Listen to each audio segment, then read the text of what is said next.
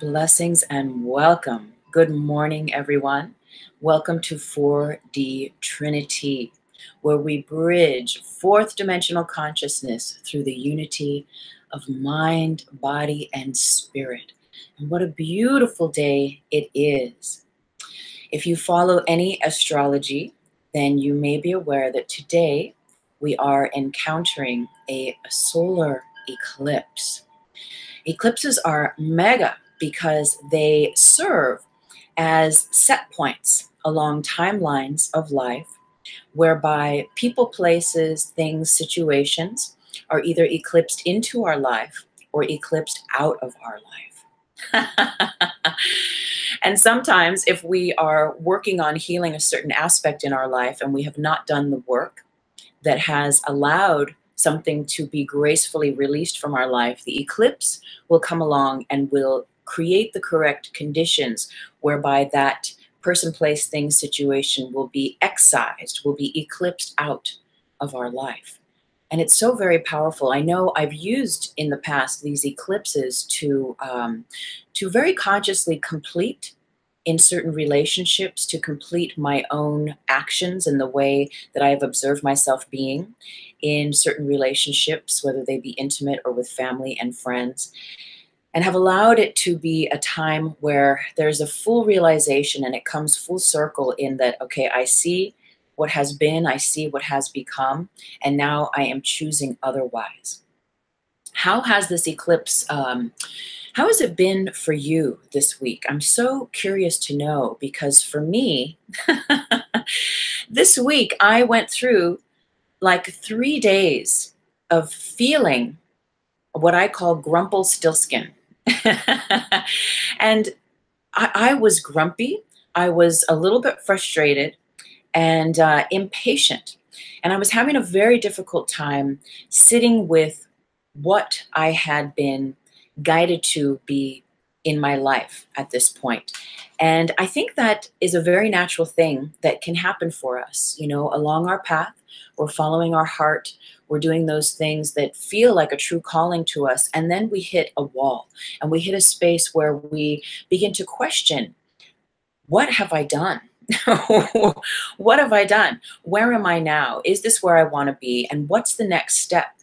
And understanding that there is a beautiful time and space in between the steps whereby we get to practice stillness. We get to practice a certain level of simply being present with what is. And this is, I think, sometimes one of the hardest things to get our heads and hearts around, when the mind wants things to just move ahead and move rapidly so. Yet what I know for me is that this solar eclipse coming up to it in this last week has really brought up a lot of resistance, a lot of resistance. And what I recognized as I meditated on it is that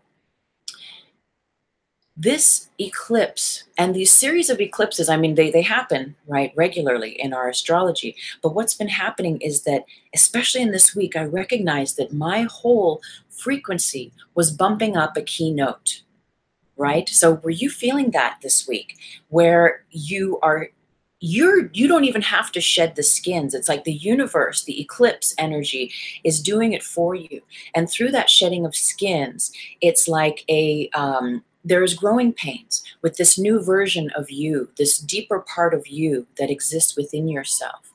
And it is a time of stillness. It is a time to just rest and be present with it. And understanding that it's not always time to jump through the golden hoop. There is a period where it's absolutely fine to reflect, to gather your energy, and to simply relax and just be with what is. And this can be very, very challenging because, again, we feel like we always have to be accomplishing, or sometimes maybe that's just me, my own projection, is that I feel that I always have to be accomplishing something and moving ahead at rapid speeds. Yet these universal astrological, planetary movements are here to remind us that there is indeed a time to rest, reflect, digest what has already been, what you've already created, and sit with it from that place of calm, from a place of meditation, so that we can with greater ease, see through the veils of any illusion, see through the veils of our own resistance. And I know for me, when I don't feel in my heart to do something and to embody an aspect of self, if I don't feel rooted and aligned that it's coming from an authentic, integral place within me, it is very challenging. It's almost like I'm going against myself, right? Do you feel that? And with that, it's like, let me just be present with it, because there's always something to show us. And I'll just tell you now, before we get into our million mind theory today, because it's all connected, is that these last two books I've written, The Reiki Apprentice and How to Manifest with the Law of Vibration. Reiki Apprentice is all about me, my personal story of comeuppance in my spiritual world, my spiritual healing, specific to being apprenticed to a grand Reiki master, and the mad adventure of what that all meant and where it took me in my life, and ultimately to a place of sovereignty. Yet it wasn't without its dear and divine adventures and initiations. And like it, How to Manifest with the Law of Vibration, the first chapter is all about, which you can go back and watch on 4D Trinity. I talk a bit about it, but it's all about a personal experience that happened to me, is all in the first chapter. And then we get into how to manifest with the law of vibration, why it's different from the law of attraction, etc. But still, it's about me at the beginning. And a part of what I ran into this week is like, why can't I just write a book that's just about the teachings and that's not about me? And I keep running into that, where my resistance, it's challenging to step into a platform and to talk about all of my stories, and for that to be the set point, the launching point for the teachings. And so I have resistance with that. And I'm like, let me just write a book. I don't even want to like promote this book, because I'm already like wanting to write the next book. And then when I sat with it, and I got frustrated with myself this week, because I have to make a digital press kit and send it out to get interviews on these radio shows. And a part of me was like, I don't feel like doing that this week though. And a part of my head was like, no, you have to do it before this eclipse, because da da da da da da. Yet it didn't feel in resonance. So I just sat with it. And I came back to this realization that last year I had written out this 5-year plan. You know how we do that? We just vision for ourselves. And what does the truth and the heart say? And my heart says, like, spend the next 5 years writing the books, and then we'll work on getting them out there, getting the teachings out there. And I had forgotten about that. And just remembering that my heart had given me that peace at a certain point created such a relief in the anxiety of feeling that I need to be somewhere else than where I was right now. And it allowed me to just relax into the present moment, and then hear the voice for God, if you will, the higher self, the divine presence that is ever, ever and eternal. It brought it back to that space where I could just let go and not take myself so seriously, not take this whole thing so seriously. And I think, do you recognize that? Do you come into that? April, blessings. Good morning. Expand, expand. I saw you jump on last week. Thank you for being back here. And Elizabeth is here. Blessings and greetings, everyone. So this is a very exciting time, because what is beginning, what is ending with the solar eclipse? What are we releasing, right? And what is the universe just showing us? That it is time to release this pattern, to release this belief, to release this relationship. And we can always do it with grace and with love. So, speaking of the million mind theory, this is it's a theory based on the oneness of all creation, based on this premise that we are one, and that all is a hologram, that we are a part of a greater whole, and that within you resides everything else in the universe, right? And when we access the part of ourselves that exists through all people, places, and things in the universe, and when we do it consciously through the Hall of Mirrors, which I will talk about here shortly, that we are given access way to this divine gateway to all of those parts of ourselves that perhaps had felt fragmented from before. And we utilize the million mind theory to recognize that we exist through all people, through all places, through all space and time. We can speak to those parts of ourselves that exist in the minds of others. And this is not a forcing of will. We never force will. We are never about doing anything for only our highest good. It is always for the highest good of all. Anything we do here, anything that I share in any of the teachings. And so it brings us into this world of acknowledging, right, that I am a body, you are a body. I am made of atoms, you are made of atoms. And remember, I've spoke about this before, that the scientists have looked at an atom, and within the depths that they could see into the atom with using their fancy microscopes, is that when they got to the point of this, beyond the subatomic, just in at the deepest levels, is that they recognize that within the deepest atom of us, what they see is they see the galaxy. They see what looks like the Milky Way, like the galaxy within us. And isn't that so powerful? So this speaks to this oneness that within you, within me, within every atom of our being resides a whole galaxy, right? We are stardust in effect. Every inhale I take is the next exhale you're going to take. Every exhale of yours is an inhale of mine. And it's so interesting. A couple weeks back, I know I spoke about it in last week's 4D Trinity.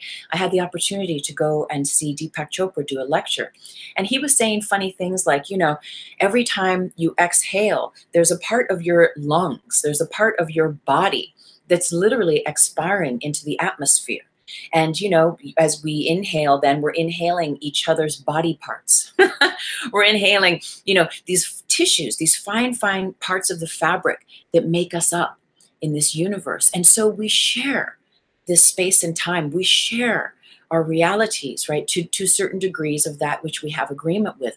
But ultimately on this 3D plane, you breathe me in, I breathe you in, we breathe each other in and out as a constant. And so considering that as a sense of attaining this awareness of this oneness, right? Now, it's very interesting because when we use the million mind theory, we are honoring and accessing the difference of using consciousness. Whenever we use an energy tool, whenever we use Reiki, whenever we meditate, whenever we do anything on purpose, we are doing it with consciousness. We are doing it consciously. And what happens when we practice, right, that concentration of consciousness, of doing something on purpose consciously, is it activates a luminous light within ourselves and in connection and in conjunction with that which we are concentrating and focusing on. And that sends out and broadcasts a network of energy through what we call the collective consciousness, through the matrix, through the grid, right? This network of consciousness that we all share. And it is through that network of all thoughts, of all minds, interconnecting through all space and time, that we move through this labyrinth of duality and connect with what is true, what is source, what is love, what is light, and ultimately what is true to us. And isn't it amazing? Aren't you just an incredible being? Aren't you just fascinating? You really are. And here we come to this notion of know thyself. You are so fascinating. And when you start to meditate and sit with really understanding and knowing yourself, you come into a recognition that you are indeed everyone. When you start to heal your life and do these practices on purpose, you recognize the interconnection, the divine energy that connects us all. And you realize how very active and alive and aware that energy is. Yet it is only alive and aware as you are alive and aware of it, right? Our environment is alive and reacts and responds to our perception of it, to our awareness of it. So what are we seeing? What are we projecting? Million mind theory speaks to all the places you've ever been in your entire life. Can you imagine that? Or maybe you've traveled the world several times. Maybe you've just lived in your city of origin, but it's all the people, places, and things. It's the bus driver that sees you all the time. It's the statue at the cemetery that you pray upon to visit your loved one that has passed. It is all people, places, and things that hold a memory of you. And speaking of the statue in the cemetery, for instance, there's a Virgin de Guadalupe statue, there's a Mother Mary statue, or there's just a tombstone. Well, we imagine all the prayers that have gone into these second dimensional objects. They absorb that energy and they hold it there, right? It's like a holding space. They are holding space for those prayers, for those ignitions, for those activations to be. But they don't just absorb it, they broadcast it out. And the same thing with the bus driver, with the food, with every person, place, or thing you've ever made contact with, the nurse at the nursing home, the teachers you've had, the friends in school, whether they've been close friends or not close friends. Every single person, place, and thing that you've ever crossed paths with has a memory of you, holds a part of your hologram. And what we do in Million Mind Theory is we access that part of us that exists through all space and time, through all people, places, and things. And it is so very powerful because when we do that, we are consciously saying, hey, Tuesday, hey, Will, hey, April, hey, Elizabeth, hey, expand, expand, hey, 789, hey, all of us, Tammy, that are here today, I'm talking to you. I am connecting to you, and I am saying this affirmation, and us, this constellation of you that exists through all the minds, through all time and space, right? Get the signal that you are sending out a new message, because Million Mind Theory has deeply to do with using mirrors. Oh, so what I meant to say at the very beginning is go ahead and run now and go grab a mirror, right? I'm going to use this one. You can use a small mirror. You can use a little compact mirror. But if you have a handheld mirror of any sort, go and grab it right now. We'll take a moment. I'll look at the comments. So go and grab it right now. Mind blown. Last week, I heard inside, I only need 1 million people to resonate with me. Oh, I love that, Elizabeth. Isn't that so very powerful? You only need 1 million people to resonate with you. You know, yeah. And then the synchronicity of this show being on the Million Mind Theory. I know it's so beautiful and sublime, the way that we're all interconnected, and the way that these messages, as we resonate in our truth, we recognize and we come to realize how many others hold that same truth. And again, we exercise our truth. We sit in our truth. We experience our truth. We magnify our truth. We bless the truth in our hearts, not to change the world, right? But because we can. We perhaps engage in our practices to maybe experience heaven on earth, to experience a lifestyle of peace and of joy, simply because we can, because it's built into us. It is your inherent nature, right? To be at peace, to receive the blessings of the Most High. And the truth is that they're already here.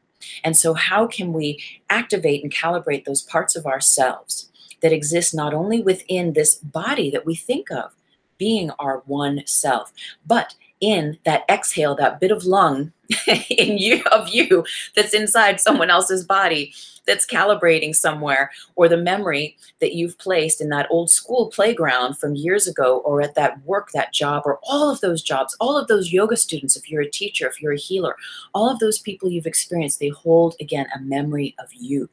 And today, what we're going to do is we're going to learn how to access those memories, those parts of us that exist through all space and time with the Million Mind Theory.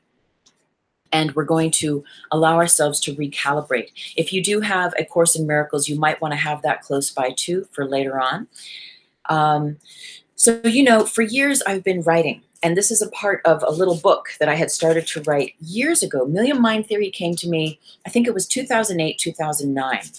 And I'm going to read for you a little bit of what is from these little etchings of a book that I was working on several years ago. Million Mind Theory is a transformational concept based on principles of universal interconnection. The nature of Million Mind Theory is constant. The thoughts we think attract events, things, the thoughts we think attract events, things, places, and people into our lives. Well, if you're watching this show, then perhaps you resonate with that concept, right? That we are all interconnected, and that your thoughts have a value, have a currency, and that they are like magnets and that they do attract events, things, people, places into our lives. As we become conscious of our thoughts and begin to shift our thinking into patterns that support and serve us, we often begin to experience these shifts as reality. The theory offers keys to unlocking unlimited joy and perfect healing. Affirmations combined with mirror work are founding principles of the method. A beginner's practice involves rewiring limiting core habits by rewriting internal thought and spoken word patterns. The newly created patterns are recited aloud or silently into the eyes of one's reflection with use of the mirror. And perhaps we've heard of mirror work. You know, Louise Hay was a great supporter and advocate of using the mirror to work your affirmations. Okay, the mirror concept is taken a step further by applying the million mind theory. The method serves to accelerate this basic practice by connecting one with the greater hologram of self. The act of looking into one's eyes in the mirror while reciting conscious patterns creates a metaphysical gateway. Okay? So, it is said that every cell within a human body contains the blueprint of information required to create a new, complete copy of that human body. Again, everything is in one cell of you. And look at this little picture, right? This is Pepe, the little stick figure guy. He's looking in the mirror. And as he's looking in the mirror, right, all his affirmations are extending out to all those people all around the world. And it's reaching into that part of Pepe, that part of you, when you do this practice, that exists within all the minds everywhere. And those parts of you know, they know when you talk to them. But here's the thing, and yet here's the thing, is it's doing it consciously, right? It's knowing that there is a paradigm of you that exists through all time and space that is beyond this body, that is even beyond, including the grid, but it is beyond the grid. It is connected to all people, places, and things. And this is the power with this tool. So if you think about it, you know, interestingly, this week, someone said to me that they were at a lecture and that the teacher was speaking about how we are all psychic, how we all have the ability to sense, to intuit, to connect with one another psychically, telepathically. And he was speaking about how, you know, this thing, right, where you're sitting there and you can feel like someone is looking at you, and you turn around, you know, and maybe you notice that someone is looking at you. You're at the coffee shop and you're reading something, you're on the computer, and you feel like someone's looking at you, and you look up, you know, and you kind of look around. You're like, someone's looking at me. It's like, you know it. And I tell you, I've just started this last month going to the gym, and it's very interesting because I was thinking about this, what this person told me, this idea, which I'm going to share with you here in a moment. And I was even looking, and not on purpose, but I had just glanced, I was doing some exercise, and my gaze glanced to someone's foot. I wasn't even looking at them, so to speak, but at their foot. And they looked up and they looked at me, and I wasn't even looking at them. Just I had gazed at their foot for 1 second, looked away, back to whatever I was doing, and they turned and looked at me. Like they could feel it. They could feel that I was, for that split second, had my attention on their toe, right? And so like that, million mind theory, you only need to be conscious and aware that those parts of you exist through all time and space, that hologram of you that is eternal, that is infinite, right? And massive, that you can connect and calibrate that constellation of you and bring it together so that there is a greater unified sense of wholeness within you, is where it's at. So this friend was saying that even when they train security guards, you know, in department stores or whatever it is, to look out for shoplifters and such, that part of their training is when they're on the floor, you know, just kind of acting like a shopper, but keeping an eye out for shoplifters and stuff, is that when they feel or that they sense that someone is going to do something, right, like try to maybe take something without paying for it, is that their first protocol is to stare at them, is to just stare at them, whether it's to their back, whether it is to their hands, or whether it is to their face, but to look at them. And that often that is enough of a deterrent to make that person stop what they're doing and take a different route. And equally, he said that this practice with these security guards is such that even when they're sitting in a room and they have all those little televisions that are in the different parts, say, of the department store, and someone is doing security watch from the cameras from the camera room, that they use that practice from a distance, that Einstein spooky action from a distance, to look at that person in the same way. They don't even have to be in the same room, 3 feet away, 10 feet away, and energetically stare them down to make them not shoplift or not do that thing, that they are just simply looking through the camera, right? This person could be 3 floors up in the building, several hundred feet away, but that they stare them down through the camera, and that it even works in that way. So, right, it causes the deterrent, and the person perhaps makes a different choice on what they're going to do in that instant. So like that, it's so interesting that when we put our consciousness there, where we place our attention, that energy listens, it sits up and it takes notice, and it knows that someone is looking at it, something is happening. And then from there, there's some reaction within us that is given an opportunity to become conscious and change course. So in that way, when we use our million mind theory and we use the mirror with these affirmations, we are contacting all of those parts of you that exist in the minds of others. And again, this is no forcing of any will. It's you. It's your particle of lung in someone else. It's the memory of you that someone else has in their mind that is connected to their grid, which is ultimately connected back to you, that we are working to create a healing. We are working to create balance and a sense of sovereignty for ourselves so that we can live in a greater alignment and attunement with the truth within us. So with that, I just wanted to speak on consciousness again, because it's very interesting having students. And there are different types of students. There are some students who really practice. They really want to know. They really have the intention to do the work. When you are a Reiki teacher and you have students coming to you and receiving attunements, and I know different teachers teach different ways, and what I teach is the number one practice is for us to lay hands on ourselves. That is how we get to know thyself.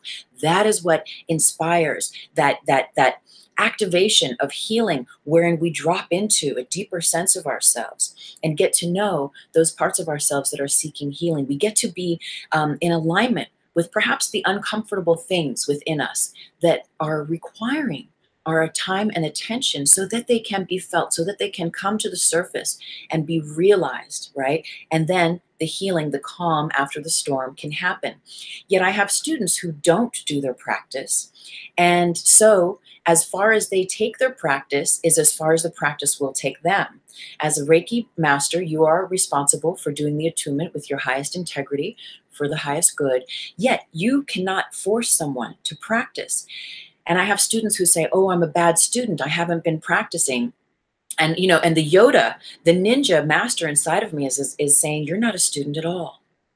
If you're not practicing, you are not a student at all. And what is that practice? That practice is consciously applying that intention. And I have another Reiki student who got their level 1 recently, and I was checking in and saying, how are you doing? Are you laying your hands consciously with the Reiki? And they said, oh, sometimes I find myself laying my hands, but I'm not really thinking about Reiki. I'm not really doing Reiki. And I was like, well, that's the difference.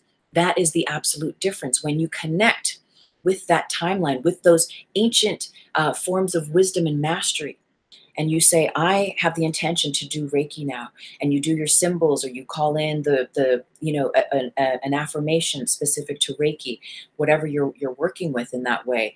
You envision the love, the light flowing through your crown into your heart, out your hands, all the different things we can do. When we're not doing that, then we're not consciously participating. And so the level of interaction you will have with that divine source, with that divine pathway, that tool, is limited to the scope of that is equal to your intention of it, right? And your attention of it. And I pray that makes sense, because it is such a different thing when we step into an energy tool, a healing modality, and we go full in, right? And obviously there's no right or wrong. Yet if we really are seeking to experience a shift, a healing, a transformation. And we are called to be with certain energy tools and healing modalities, yet we don't practice them. We don't consciously place our awareness there and with our full heart, mind, and attention concentrate on being present with them, right? There's a very limited scope of the experience that we will receive, and a limited scope of initiation. Okay, so I just had to say that because I've had a few experiences this week with students whereby again, the part of me is saying like, well, I don't really know if you are being a student of Reiki, if you're not practicing it. So like that, million mind theory, when we align ourselves with the parts of ourselves that exist through all time and space, those parts of ourselves, they sit up taller. They turn, they look at us, they know, they become aware and conscious. Just like I believe everyone is psychic, right? Even if you don't feel that you have psychic powers, we all are psychic. We all know, right? And that's why we often say, let me put this in a bubble of light, because we don't want to send out psychic energy. Maybe we feel like we need to make a confession, or we need to talk to someone about something that happened, but we don't want to run all sorts of grids, and we don't want that other person or that situation to be infiltrated by our thoughts or what we feel we need to express about it. We just want to keep it in a bubble of light, express it, share it with the sacred other so that we can kind of come to terms, hear ourselves talk about it, and maybe gain a new level of awareness about it. Yet we put it in a bubble of light because we're not intending for that psychic energy to extend out and touch the minds, right, of those people, places, or events. We are keeping it to ourselves. And of course, that bubble of light holds that thought, those feelings for that time and space, and then it disappears and it transmutes all of that stuff into love and light, so that it does not permeate the matrix. It does not permeate the gridscape, right, within us and all around us. Well, within us, sure, but less around us. So in this way, where am I going with this? In this way. Oh my God, there's so much stuff. There's so much stuff to talk about. Okay, so in this way, we are collectively connecting with these parts of us that are ready, willing, and able to pay attention. All of life everywhere seeks its wholeness, seeks its balance, seeks its oneness, because that is its truth. And when we align ourselves with that, again, it creates a sacred gateway, a metaphysical gateway for by it to be. And in this way, we connect, right? Especially when we do it consciously from our hearts, from the truth within our hearts. It connects with the greater scheme of love and light in the universe. And we light up the gridways, the gateways of 4D consciousness. That is what I call heaven on earth, which is really just having an exceptional life, being at one, surrendering to what life is, to who you are, to what your body is, to whatever your circumstances are. It's blessing them. It's trusting the process. And it's saying, yes, and sometimes it's saying, no, thank you, but it's surrendering to love ultimately, and allowing love to be the first process, the first level of acknowledgement of who you are, of what you are. There was a meditation I did for Million Mind Theory years ago in New York. And at the end of it, one of the gals said, whoa, this is a trip, because we did our mirror work, as we're going to do here shortly.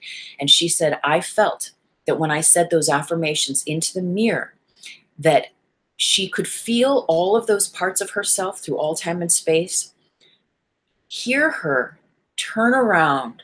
And it sounds kind of weird, right? But she felt them, she saw them, she felt them turn around and like make a divine interconnection with her in that time and space when she did the mirror work with the Million Mind Theory affirmations. And now, so even though it's called Million Mind Theory, ultimately, there could be trillions of minds. Trillions, right? There's how many billions of people here in the world? There's minds everywhere, right? Because as well, we're talking about the earth plane in the teachings I share is the first dimension. All the things, right? All of nature, all of the earth is the first dimension. The second dimension are all of the things, the buildings, the structures, the statues in the cemetery, so to speak. And then the 3D is us, is our physical being. And so we can connect, again, with all of the people, places, and things that exist within all of those structures, within all those parts of the earth, every place you've ever been, in the parks, in the nature, in hugging trees, anywhere that you've ever been, and in the memory scheme that we hold with others, and that we hold within ourselves. And the cool thing with the mirror work is that when we start to make contact and we do affirmations, and you're going to be invited to write your own, but when we do that, this last week on the tarot reading that I did, which I will put a link here for that later, I talked about when we come into this divine alignment of truth within ourselves, which is never ending, by the way. This is like what we're here to do, in a way, is to just come deeper into ourselves, and in that way know our brothers and sisters and remember that we are one. Well, when we do this, we are connected to that divine source, and we calibrate codes within us that change the way that we interact with our surroundings and the way that our surroundings interact with us. In that tarot reading, I was speaking of this source energy that was coming in this week, and now I realize it's this it's the solar eclipse. It's this massive, right, just expansive energy coming into us, and it's shifting the DNA structures within us that allows things to be eclipsed out and eclipsed into our lives. But as we work with that energy consciously, is it shape shifts like the Rubik's Cube of your consciousness, say, right? You can move the colors. Sometimes one side, the colors will match up, sometimes the other side. But ultimately, where we're going in that Rubik's Cube theory, right, that analogy, is to where all of the sides are in their perfect harmonic convergence. And so all those colors are matched. You know, a perfect Rubik's Cube. One side's all blue, one side's all yellow, all green, all red, etc. And so we're moving towards that, because what happens is that when we do that within ourselves and collectively through that constellation of self, is that we light up that 4D grid, which is a dimension. It's a dimensional plane of existence where peace resides, where we no longer have to experience the woes of the world. We can acknowledge that they are there, but we do not have to be affected by them in the ways that perhaps we've been affected in the past. There is a sense of that Rubik's Cube, or as I was saying in that tarot reading, of like the Mayan calendars, and where time and space, the planetary shifts, click, click, click, click, clack, into different levels of consciousness, different levels of formations, and we are that consciousness. Yet when we work with our consciousness consciously, those click, click, click, click, click, and those codes, when they reach their certain peak performance, and we can imagine like that Rubik's Cube hitting like ding, ding, ding, ding, ding, all blue, ding, ding, ding, all red, ding, ding, ding, all yellow, click, click, click, and then and what happens? That's that 4D experience, right? That's us being conscious. And I always say 4D before 5D. Do I always say that? Maybe this is the first time I've said that. 4D, right, before 5D, because 4D is what gives us a consciousness from the heart. It's like the yogis attaining siddhis, right? Superpowers, where they can levitate things, where they can hold their arm up for, 5 weeks, 5 months straight.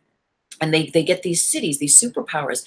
Yet, it is said, there are stories of fakirs where there are yogis with superpowers that just use those superpowers in an ego way, right? It is not done from a consciousness of the heart. And so like that, we can trip up into 5D, 6D, and keep going. Yet if we don't have the anchor of the 4D consciousness of that heart space, then we will simply just be experiencing more stuff, right? We will still be distracted by the woo of the world instead of allowing ourselves to be concentrated in the woo within. So grab your mirror. Okay, and this is really cool. There you are. That's such a trip to see this on the little TV screen. So you're going to grab your mirror.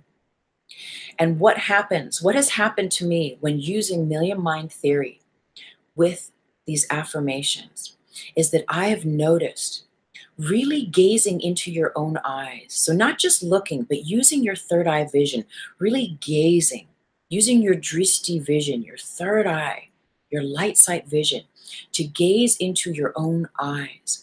What I have seen from my own practices with this is that the iris, and those color schemes that make up your eyes, whether they're hazel, brown, green, is that I have seen it in my own physical body, in my eyes, my physical eyes. Those codes shift and change. I have literally seen my eyes be like a combination lock and exhibit that. I have seen doing, and you might see it for yourself today, doing affirmations in that mirror, gazing right into the blacks, into those dark parts of your eyes, the iris of your eye. I have seen that iris go boop, boop, boop. It's fully calibrating. And that's when you are absolutely connecting with all those parts of you that exist through all time and space. So with our mirror, right, you're going to look directly into your eyes. Whoa, go ahead and do that right now. Look directly into your eyes. And you can hold the mirror close enough so that you can see the blacks of your eyes. And first of all, look at how beautiful you are. Bless yourself. Thank yourself for being here this morning. Now, we're going to do a little practice, and we're just going to work with 3 affirmations. And by all means, if these do not resonate with you, please, you don't have to sit with this. You can make up your own. But the idea is looking into the eyes, really deeply looking into your eyes and reciting affirmation. So let's begin with the first one I'm going to be offering you today. So looking into your mirror, okay? Take a breath, take deep inhale and a deep exhale. Okay. Now, I see only love. I see only light. Now you're going to repeat after me. Look into your eyes. I see only love. I see only light. Look deeply into your eyes and repeat after me. I see only love. I see only light. And if you're in a situation that it's not appropriate to speak out loud, say it in your mind space. I see only love. I see only light. I see only love. I see only light. I see only love. I see only light. Relax, relax. I see only love. I see only light. And our second affirmation. I am, therefore I receive. I am, therefore I receive. I am, therefore I receive. I am, therefore I receive. Look deeply into your eyes. I am, therefore I receive. I am, therefore I receive. I am, therefore I receive. I am, therefore I receive. I am, therefore I receive. I am, therefore I receive. And another affirmation, looking deeply into your eyes. I am that I am. I am that I am. I am that I am. I am that I am. I am that I am. I am that I am. I am that I am. I am.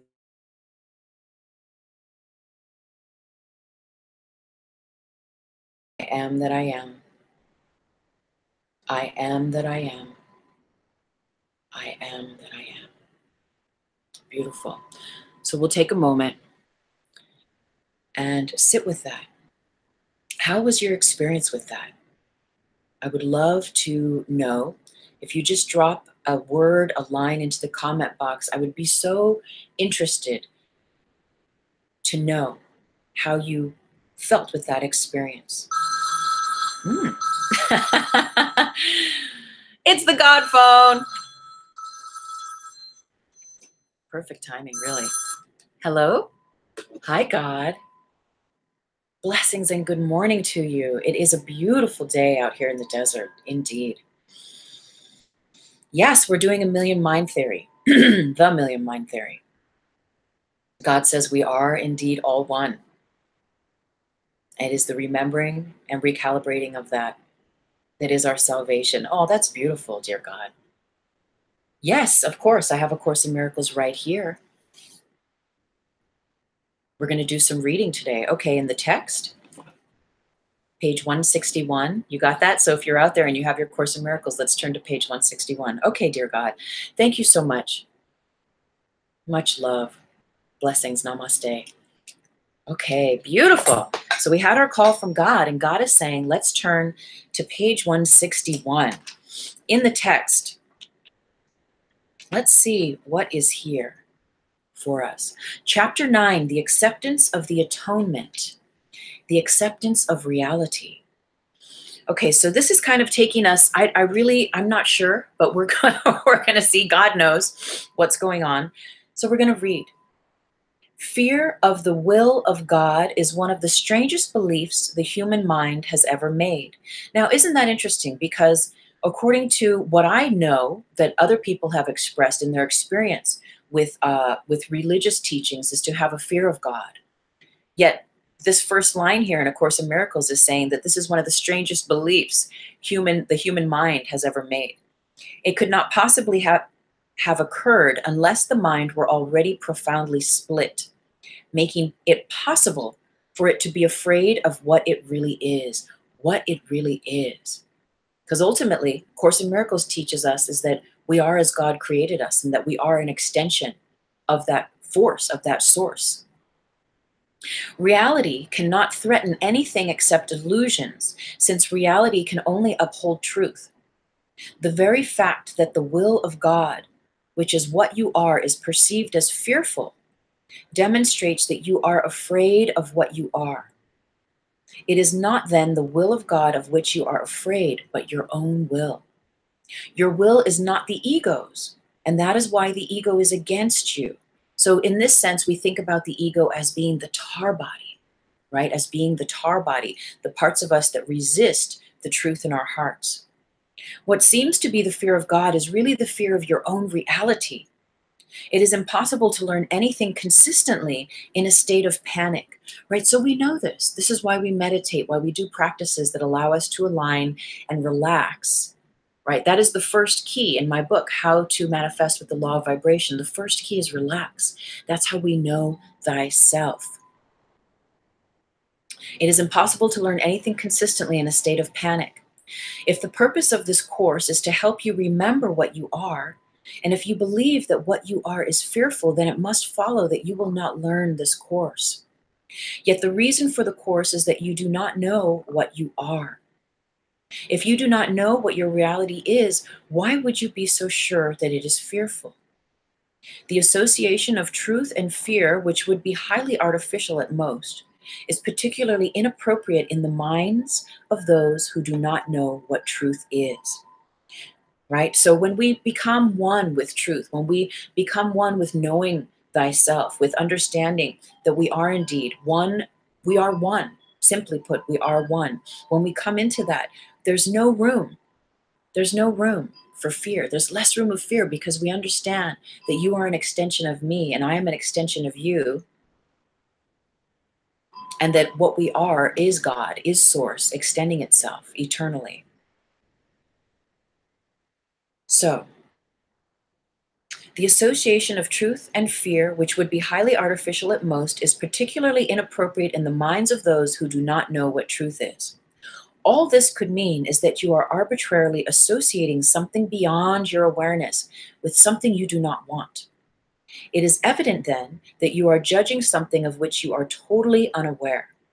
And one of the main precepts in A Course in Miracles is dropping judgment, is completely releasing any judgment of people, places, and things whatsoever. And that's how you keep and maintain this mind of God, this oneness with source creation.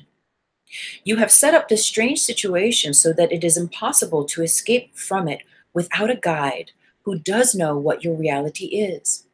The purpose of this guide is merely to remind you of what you want. So in this way, the guide, in this sense being the Holy Spirit, is your higher self. And it's funny, myself and Will spoke on this recently. And you know, Holy Spirit and the higher self have the same initials, HS. And your higher self is always guiding you to align with your truth. And that truth within your heart is always at one-ment and alignment with God, with the source of all love. The purpose of this guide is merely to remind you of what you want. When we get confused, we forget what we want, yet the truth is always in our hearts, right? And that's the truth of what is going to serve us and make us happy. He is not attempting to force an alien will upon you. So your higher self, the Holy Spirit, is not attempting to force a will to make things, to make you do things differently from how you would for your highest good. He is merely making every possible effort within the limits you impose upon him to reestablish your own will in your awareness, right? Isn't that interesting? He is merely making every possible effort within the limits you impose upon him to reestablish your own will in your awareness. So it's all up to us, right? We never have to take anything we don't want to. We can take it all with a grain of salt. We can go as far as we want to go. Like I was saying earlier with the Reiki students, if they're not guided to lay hands, or they're not guided yet to be in conscious, application of their modality, that's fine, right? Yet that modality, the teachings, the awareness is always there. Your higher self is always speaking to you, and it's always speaking truth to you, right? But how often do we listen to it? How often do we honor it? You have imprisoned your will beyond your awareness, where it remains but cannot help you. When I said that the Holy Spirit's function is to sort out the true from the false in your mind, I meant that he has the power to look into what you have hidden and recognize the will of God there. So again, the limits we impose on our higher self is when our higher self is talking to us and we're like, yeah, whatever, I don't hear that. I'm choosing not to see that. I'm choosing to know and have a sense of what my truth is, yet I'm choosing to look the other way. I'm choosing to not honor that, but it's always there. His recognition of this will can make it real to you because he is in your mind, and therefore he is your reality. So that truth in your heart is always there. If then his perception of your mind brings its reality to you, he is helping you to remember what you are, your higher self, those messages from Holy Spirit, from your angels, from that part of you that is in divine communion with Source is always there, like your spiritual GPS to reroute you to the truth within you, bringing you back to your authentic life. And that's where we light up the 4D. That's where we light up and get turned on in the truth in our hearts. The only source of fear in this process is what you think you will lose. Yet it is only what the Holy Spirit sees that you can possibly have. So everything that we think that we can own, that we become attached to or grasp to, is surely that which is unreal. It is that which is absolute, which is your truth, your sovereignty, your oneness with Source, that you can never lose, that is always yours. I have emphasized many times that the Holy Spirit will never call upon you to sacrifice anything. So again, this idea of sacrifice and guilt with the older traditions, or with the King James, with these religious traditions of these that we have to sacrifice something within us. And I'll tell you, this speaks to that aspect where I was talking about earlier, how I'm going, oh God, why do I have to keep writing these books where it's about my personal experiences? Can I just write about these teachings and share on that platform? Yet there, and I feel like there's this thing, if I really go deep, I'm like, yeah, why do I have to sacrifice this way that I'm living right now to like start to create this platform for these topics and these themes? Yet when I sit even deeper with it, there's a part of my heart that knows that this is just a part of the path. And so how may I allow myself to move forward on that path graciously and with integrity and with authenticity, right? In my time and space, with honor for that passage. But if you ask the sacrifice of reality of yourself, the Holy Spirit must remind you that this is not God's will because it is not yours. There is no difference between your will and God's. If you did not have a split mind, you would recognize that willing is salvation because it is communication. So in that way,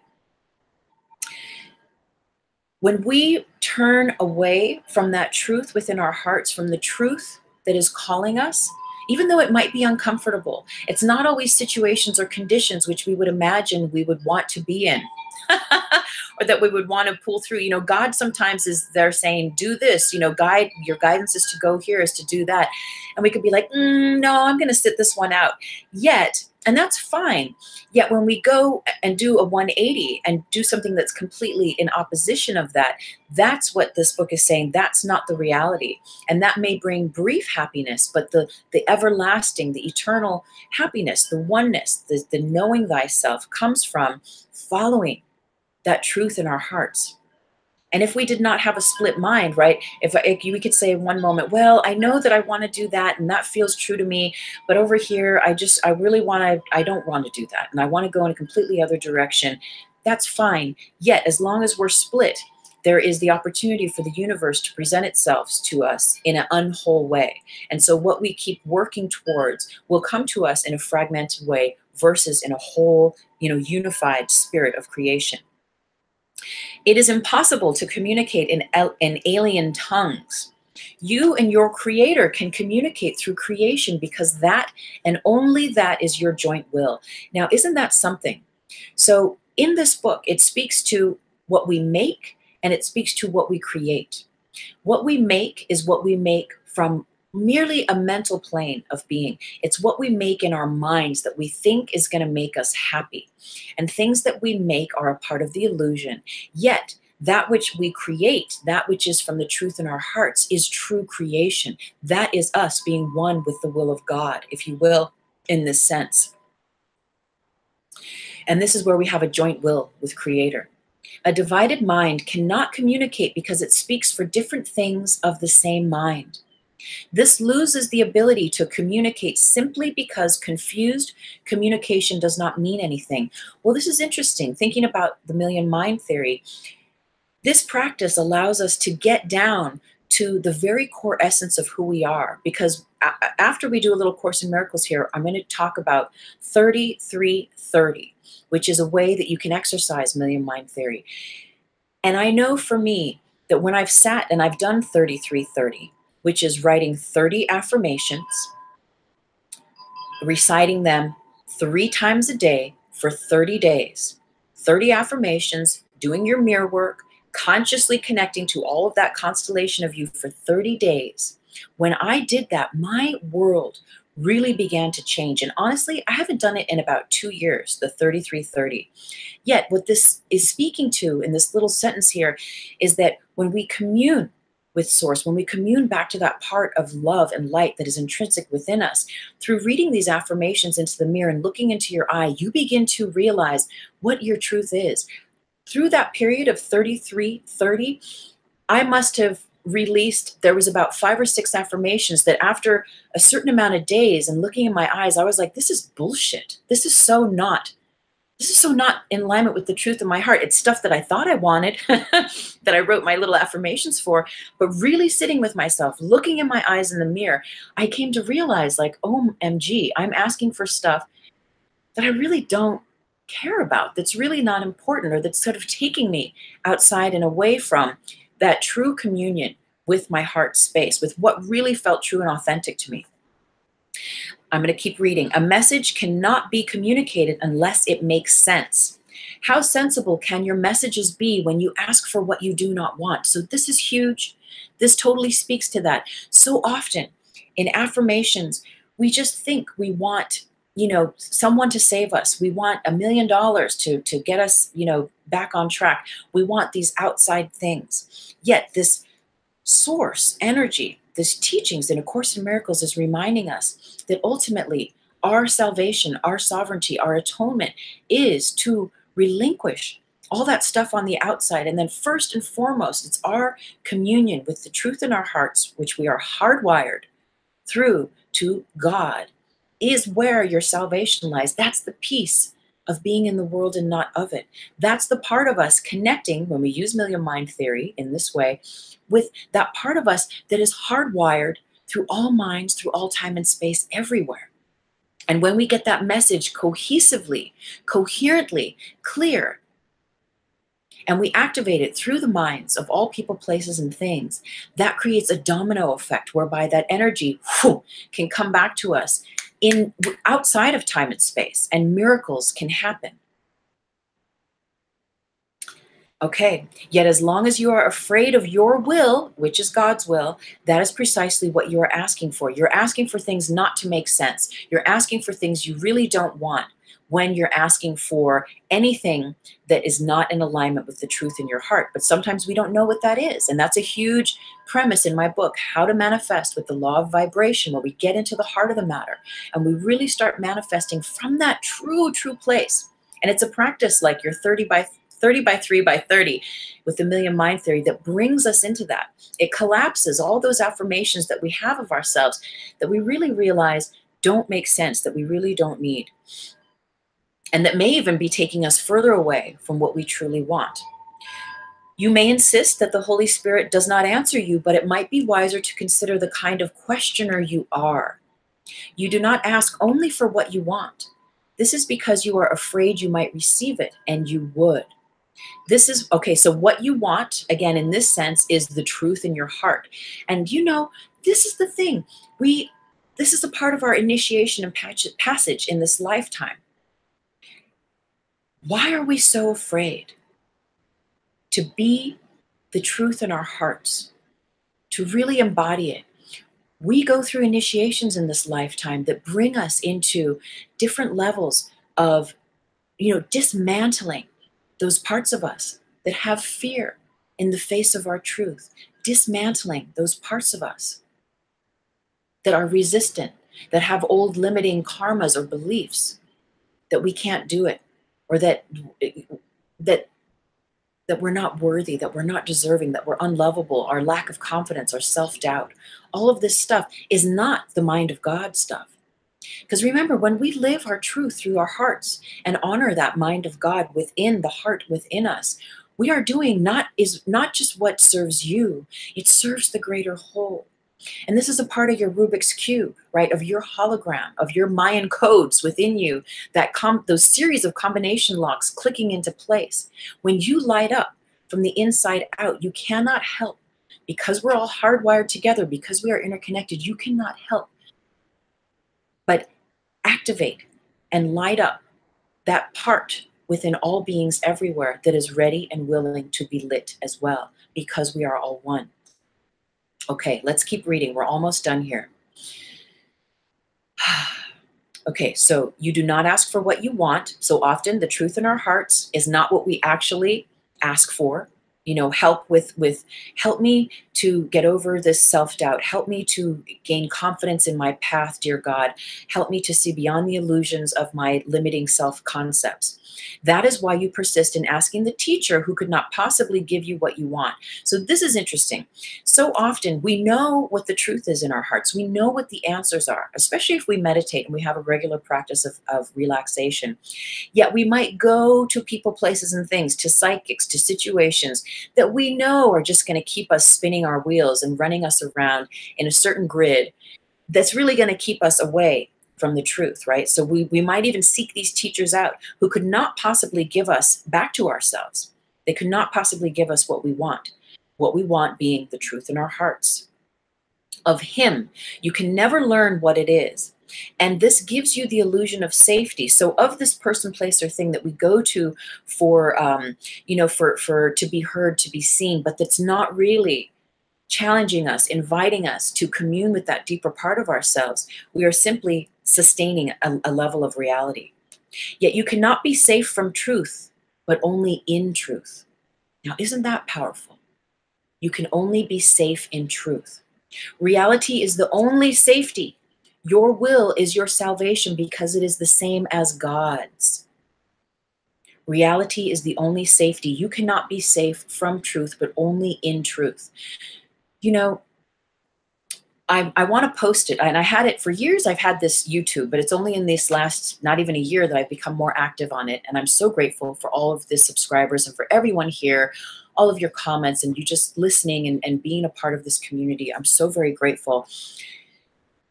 And I was listening back, and I'm going to repost it, but I talk about the protection. What is protection? And ultimately, protection is you being completely present in your now moment awareness, in your now moment consciousness. And that is the truth of you. And that is your safety. That is your salvation. When you are true to your heart, and when you do practices that allow you to be fully present in the moment, you are unfuckable with nothing, right? None of the fears or the woes of the world can affect you, right? You cannot be harmed, because your truth will always put you in the right place in time, in the most divine high alignment, not just for you, not just for your safety or your well-being, but that you can be of service to the greater whole. And sometimes that looks like you just showing up. Sometimes it looks like you going to the homeless shelter and feeding, feeding the homeless. It can be very different. So the separation is nothing more than the belief that it is different. One last paragraph here. No right mind can believe that its will is stronger than God's. If then a mind believes that its will is different from his, it can only decide either that there is no God or that God's will is fearful. The former accounts for the atheist and the latter for the martyr who believes that God demands sacrifices. Either of these insane decisions will induce panic, because the atheist believes he is alone and the martyr believes that God is crucifying him. Woo! Okay, so that's just like, let's let that sink in. That was a lot, but that was totally guided by God this morning. So, very powerful. And now I see, I didn't understand at first when God was like, read this whole 2 pages. And I didn't understand at first, but now, of course, it's succinct. It brings us back into that alignment and that truth of how very powerful your inner GPS is. And how often do we consciously commune with it? And when we commune with it, how often do we listen? Do we pay attention? And then how often do we act on that truth? That, I believe, is the adventure that we're looking for in this life. It's the adventure of being alive, right? If we're bored, then we get to ask ourselves, how deeply are we listening to the truth in our hearts? And it doesn't mean that your life has to be filled with circuses and festivals and, party streamers, but it's just like, when we live from that place of truth in our heart, we relax and we allow and we bless everything. And so we come into a divine convergence with source, again, that is unfuckable with, that is untouchable in the 3D realm, because we exist in a different dimension. We are existing at one with the mind of God, whatever name you give God. We are existing with the oneness of all creation.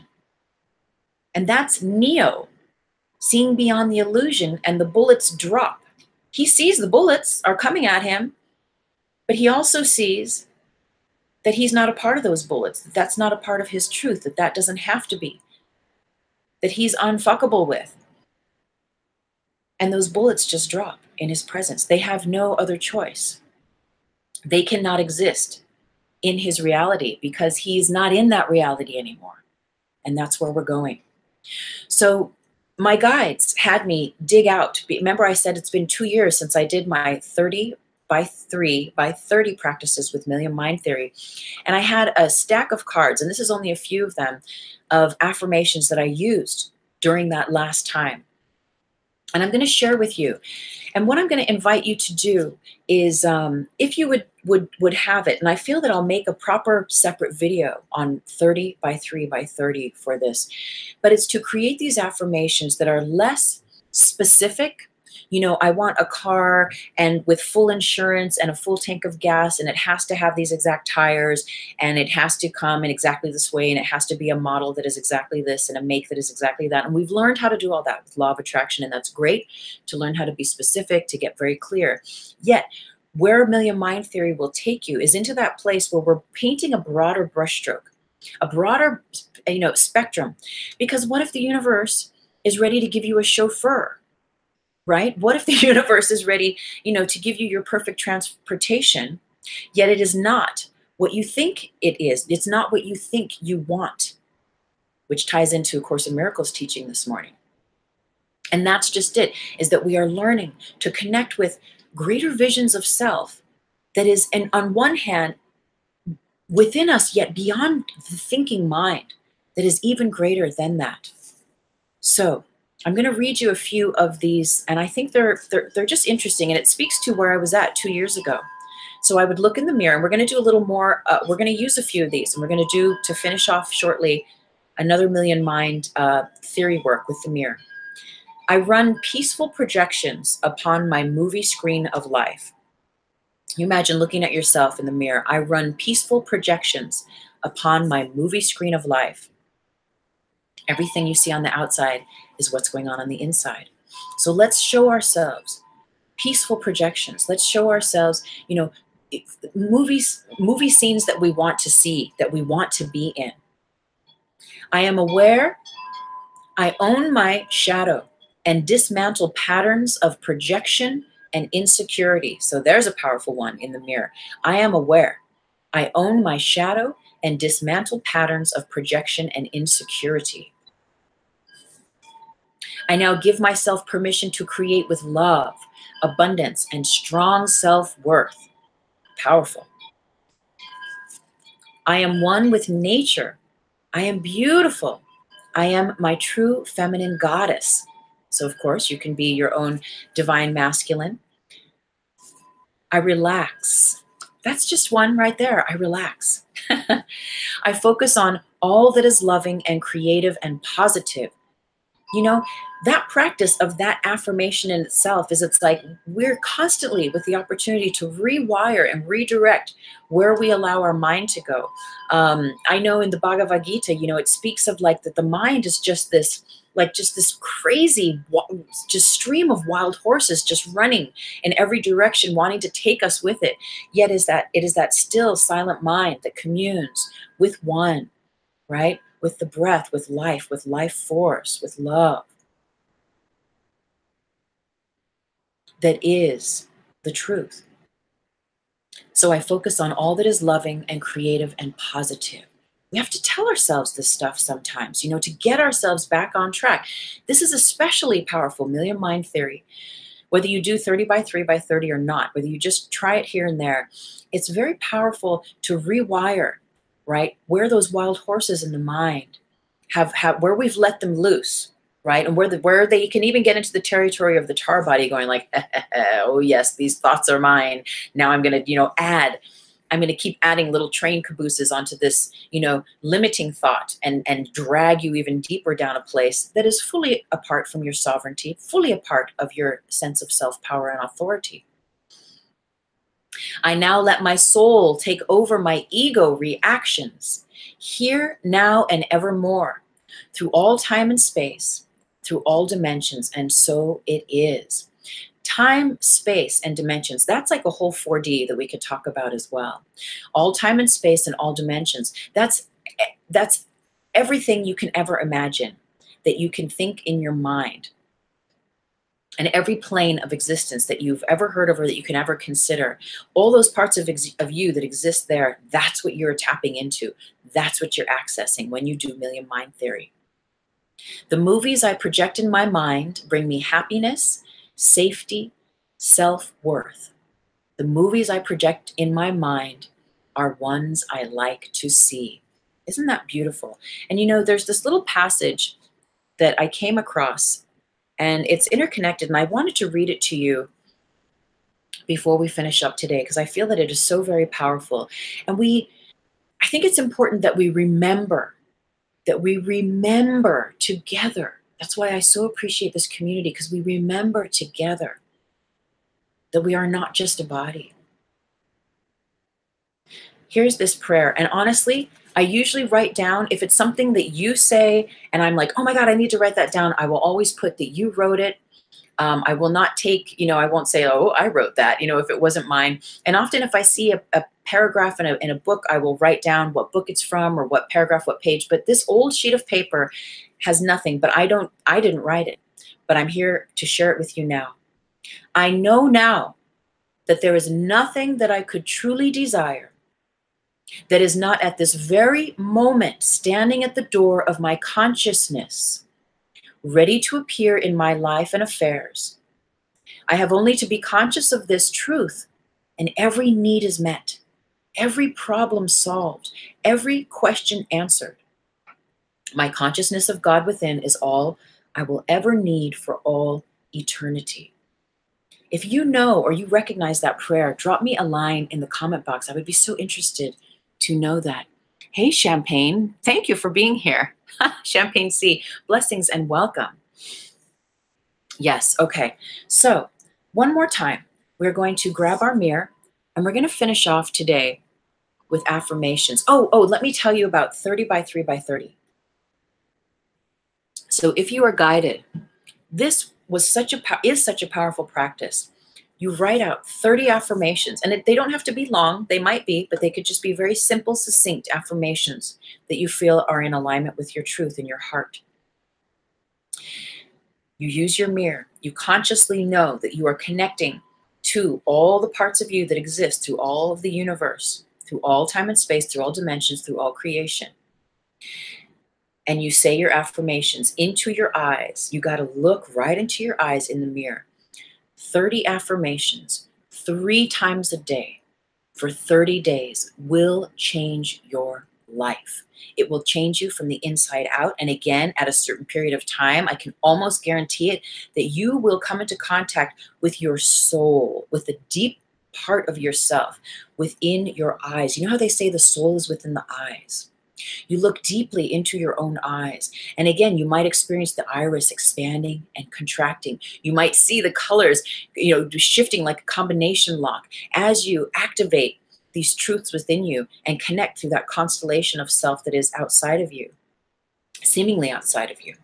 Because again, when we do this, we are lighting up a network of energy around the entire planet. The hologram that you are. How lit of a hologram do you have? The full hologram of you is you living your absolute truth, right? And that's maybe why we're here, is to remember that hologram of truth within us, to remember that self and to fucking light that up. Pardon my French, but it's like to get turned on and to get fueled. And again, it could be climbing a mountain. It could be surrendering, right, to the gentle whispers from your heart. But it's that when we light that constellation up, when we use this million mind theory with our mirror work, that all of those parts of ourselves, they hear the signal, they get the signal, and they they align back with you, because it's that consciousness that says, hey, all those parts of me, I've got some things to say, and we are going to connect through the mirror today, and we're going to talk about this, and we are going to get even on this. We are going to get straight, right? We are going to set the story straight here on what my intentions are, on what the truth of my heart is calling. And I'm going to tell myself, I'm going to see myself, and I'm going to tell myself that I see myself, that I hear myself, and I'm going to recite back to myself into my eyes. And in that way, using this gateway of the mirror and my eyes into my soul and to all those parts of myself. And when we do that, all of those parts of you become coherent. They activate. They hear you. Like A Course in Miracles, though. They hear what is the truth of you. If you're, again, affirming for things that we think that will make us happy on the outside, there's nothing wrong with that. Yet there is always a paradigm that comes first within us. And it is always based in self-love. It is always based in communion with Source, with God, whatever name you give that, whether it's Christ consciousness, your Buddha nature, right? The Shekinah, divine source, the universe, the omniscient, whatever name you give, the presence that is within us, but that is beyond us in this way, as we are third dimensional beings. We give that energy an ignition, a power to light itself up and to meet us. And in that way, the hologram of ourself becomes activated, and all those codes combine in that coherent way. Again, our Rubik's Cube becomes fully faceted to the greatest degree that it can, and we start showing up different. Life starts showing up differently to us. So, and that's why when we did our little exercise earlier with the mirror, that we recited those affirmations. They were, I see only love, I see only light, I am therefore I receive, and I am that I am. So these are very general ones, right? It's not, I want a Ferrari and a Porsche and I want it now. I want $1 million and I want it now, right? It's not those kinds of things. It's general. We are painting a broad brushstroke of what the truth is. And it reminds me, and again, I'm not a scholar by any means at all on religion or the Bible, so to speak. Yet I do listen to the Jesus Station, many of them, right? I flick through, and there's some really cool pastors, really cool ministers with really cool messages. And one messenger, one messenger said, all we really need is the first commandment. And it speaks to, if you listen to God, then you don't even need the other 9 commandments. Like if you're really saying, use me, give me your vision. I open myself to your will. Let me do what is thy highest, holiest will. Then you don't need to remember that you don't need to covet and you don't need to steal and you don't need to lie. Like those things just don't happen. And so what we're doing is we're coming back to that oneness of where we just listen. And we listen to what's in here and we recite it to what's in here. And through here, through this gateway, we connect again with all those parts of ourselves that have at once been fragmented. And we come into greater alignment. Your hologram calibrates. Again, how calibrated is your hologram? How much more calibrated can it be? And it's not a bad thing. And I think sometimes we go through situations where it's like fully on fire, and then it's kind of like it goes like it's like the light's shining really, really bright at certain cycles of our life, and then the light gets a little dim, and it's time to recalibrate those codes. So using the solar eclipse energy today, and using this concept of million mind theory, I'm going to go ahead and use just a few of these little affirmations that I read to you that I had pulled out. So grab your mirror. If you're in, take a breath. Look at yourself in the mirror. Take a good look and look right into your eyes, right into the blacks of your eyes, and relax here. And you are welcome to repeat. We'll do a few rounds of each, and you are welcome to repeat with me, okay? I'm going to turn this way. So looking into our eyes, I run peaceful projections upon my movie screen of life. I run peaceful projections upon my movie screen of life. Okay, I'm going to put this down. This is for your work. I run peaceful projections upon my movie screen of life. We just repeat, we look into those eyes. I run peaceful projections upon my movie screen of life. I run peaceful projections upon my movie screen of life. I run peaceful projections upon my movie screen of life. I now let my soul take over my ego reactions. I now let my soul take over my ego reactions. I now let my soul take over my ego reactions. I now let my soul take over my ego reactions through all time and space, through all dimensions. Through all time and space, through all dimensions. I now let my soul take over my ego reactions through all time and space, through all dimensions. I now let my soul take over my ego reactions throughout all time and space and all dimensions. So be it. It is done. I focus on all that is loving, creative, and positive. I focus on all that is loving, creative, and positive. I focus on all that is loving, creative, and positive. I focus on all that is loving, creative, and positive. I focus on all that is loving, creative, and positive. I focus on all that is loving and creative and positive.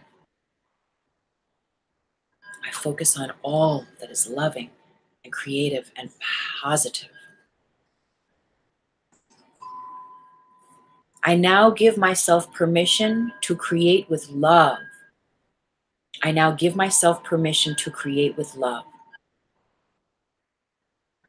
I now give myself permission to create with love. I now give myself permission to create with love, abundance, and strong self-worth. I now give myself permission to create with love, abundance, and strong self-worth. You're saying it in the mirror, right? You're looking at your eyes, right? I now give myself permission to create with love, abundance, and strong self-worth. I now give myself permission to create with love, abundance, and strong self-worth. I am aware of my shadow and dismantle patterns of projection and insecurity now. Imagine that. You're saying that to all those parts of you, through all time and space, that have ever projected judgments and insecurity about yourself, that have ever co-created those paradigms whereby you're not enough, you're not worthy, you doubt yourself. I am aware. I own my shadow and dismantle patterns of projection and insecurity now. Look at yourself and say it. We'll do it a few more times. I am aware. I own my shadow and dismantle patterns of projection and insecurity now. I am aware. I own my shadow and dismantle patterns of projection and insecurity now. I am aware. I own my shadow and dismantle patterns of projection and insecurity now. Woo! Okay, so are you digging that? Do you like that? What's it doing for you? We'll just hang for another few minutes. Give me a little comment. What are you experiencing when you access Million Mind Theory? Nothing? Do you feel any difference? Do you feel any shift? Do you feel any sense of like, okay, I can feel where this is going? Give me a little line here. So since there's still a few of us here, which is great. Thank you so much for hanging out, everyone. It is such a gift to have this community with you. So go ahead. How does that feel? Right? And again, not just to do affirmations, to write them in your journal, which is very powerful and important as well. And again, not just to say them into the mirror, but to add that next level of consciousness where you are not only saying it, you're not just reciting these affirmations into the mirror, but where you recognize that you're contacting your soul and you're contacting the greater hologram that you are. How does that feel when you take it to that level of consciousness? I'd be so grateful if you let me know in the comment box. How does it feel? Do you feel anything at all? Do you feel that this is a practice that you could get into? Would you be interested in me making a little video on 30 by 330? It's actually a book. There's so many books that I feel to write, that I want to write. And I will, all in divine timing. But that's another little book that I'm very excited to create and bring forth. So there's a few comments. Let's check these out. Elizabeth says, I felt internal applause. Woo! I felt the Kundalini and expansion.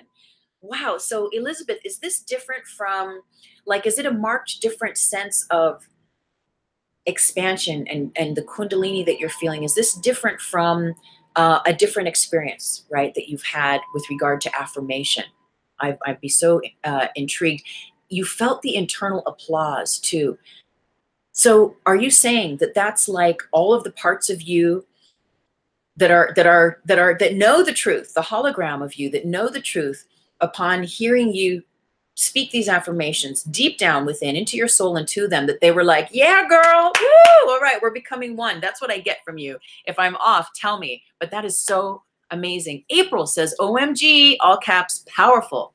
My eyes got all sorts of blurred and a third eye appeared. Woo! Elizabeth says, yes, love the books. Keep, yes, right. She also says, yes, it was deep. Like to the funniest cell. Okay. Like to the funniest cell. Maybe, right down into your cells. Absolutely. You're talking to your cells. And I love this, April, that your eyes got sort of blurred and a third eye appeared. We're going to the tiniest. I thought you meant that, Liz. I thought you meant to the tiniest, not the funniest cell, to the tiniest cell. So you could feel those, that like the cellular, like the atoms, right? Your DNA, like awakening. And kind of like how my friend said at that workshop where she was like, OMG, doing this practice, she could feel like all those parts of herself, like, here, get the signal and like turn and like be connected with her, like those codes clicking in, and then that greater like alignment, right? Because the more space we create within ourselves for divine source to flow through, for that love, for that light, for that truth, to have those channels to express itself, the more we feel, the more we become consciously aware and attuned and aligned, and the more Will wrote me a beautiful, I don't have the phone in here with me right now, but Will wrote me a beautiful text the other day, and I believe it was a quote, and it was something about the wind being in your sails.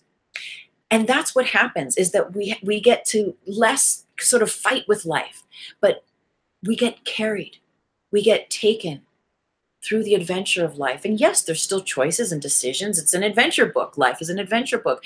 Yet when we give way to the truth in our hearts, it beautifully carries us into a plane that is very different from the world that we live when we're not showing up as our true self. Again, all of this, I don't even have my book. Wow, I'm a little disorganized, but my book, How to Manifest with the Law of Vibration, touches on all this stuff.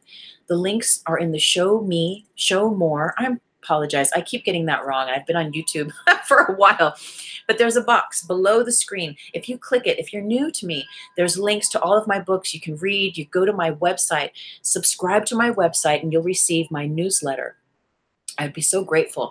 And I want to just touch back on, yes, just like that, Elizabeth says, you still feel it. She still feels it. Yeah, I know. This stuff will run and run and run. So the cool thing, April, so that's like a whole other show that we can do, is there is a practice of gazing with the mirror where the eyes do get blurry. This is not that practice, though. This is a practice, well, blurriness, whatever your experience is going to be what it's going to be. Yet this practice is about like staying focused and looking into the soul, looking into the dark parts of the iris, so to speak, as a gateway. And it's staying as clearly focused as we can with that. Yet that you have this experience is absolutely beautiful. And we'll touch on this as we finish up. So there is a practice and an exercise whereby we sit with the mirror and we simply gaze, and there is no affirmation, but where we mirror gaze. And it's called, and this is a title that that a sister from way back at the Rainbow Festival called it, Face to Face. And I can't remember her name. It was so many years ago, but blessings to her. Face to Face, where we sit with the mirror, and you got to have some trust within you.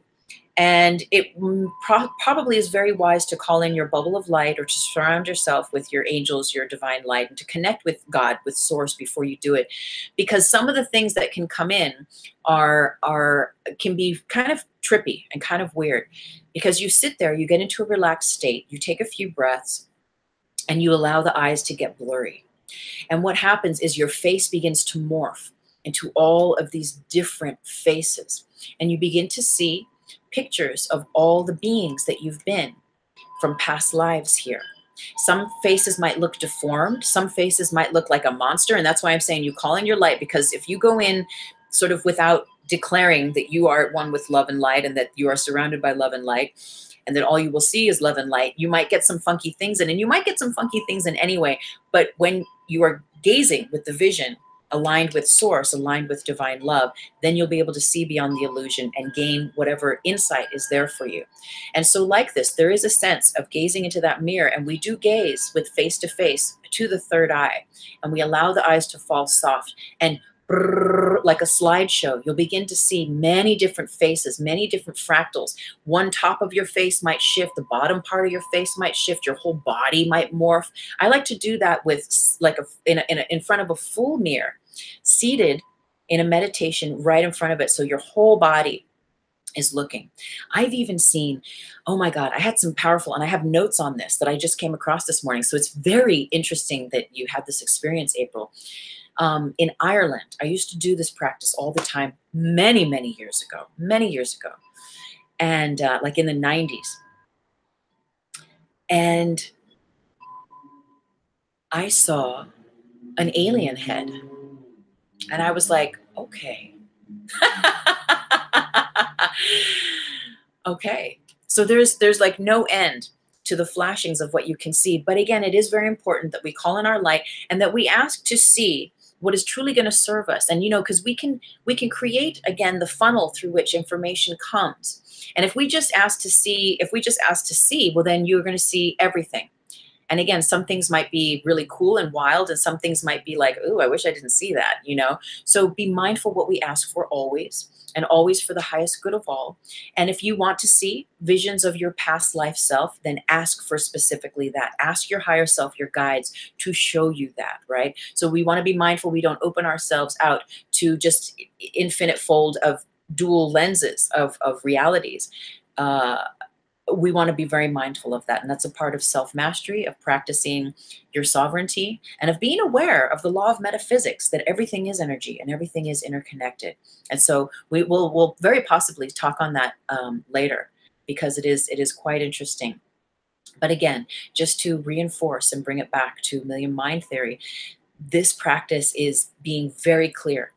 And it's not about the blurring. That's a different practice. That's face to face. But this practice is being very clear, looking into the eyes and really seeing into your eyes and saying these affirmations, whatever your affirmations are. Wow, what a great morning. Thank you so much for being here, everyone. I'm so blessed. You are so blessed. We are so blessed. Thank you always for being here. Check out my books. I have a free book called The Nowosphere, Understanding Your Spiritual Sensitivity, which is great for addicts, recovery, people, empaths, very sensitive people, or even if you're just going through life changes, coming up through different levels of your spiritual growth. It is so good to have a sort of a grounding rod and a sense of scripture that sees you and that helps to describe what you're going through and gives you a new language so that you can navigate that for yourself. Will is saying, thank you, Tuz. You're welcome. Thank you, everyone, so much. Blessings and namaste. It is such an honor. Thank you for subscribing. Thank you for sharing, liking, commenting, all that good stuff. I'm so very grateful. Namaste with all my heart. Much love. Blessings.